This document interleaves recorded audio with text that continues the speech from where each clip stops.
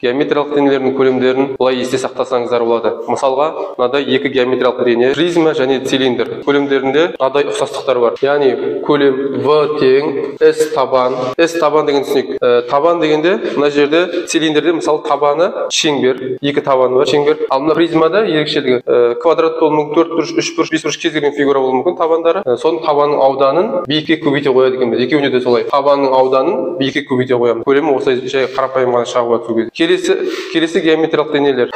Бұл жерде геометриялық денелердің көлемдерінде де ұқсастық бар. Яғни, бұның көлемін тапқан кезде V тең. Бұл жақта да S табан, яғни табанның ауданын аламыз, табанның ауданын аламыз. Бұл жерден пирамида табаны жаңағыдай призма сияқты 4 бұрыш болуы мүмкін, 3 бұрыш болуы мүмкін, кез келген көп бұрыш болуы мүмкін табаны. Ал бұл жақта әр уақытта конуста, әр уақытта шеңбер болады. Осы S табанның ауданын алу керек. Табанның ауданын тағы да биіктікке көбейтеміз. Дәл мынау сияқты, тек ерекшелігі алдында 3-тен 1 деген коэффициент болу керек. Есеп шығару барысында қолдансаңыздар болады.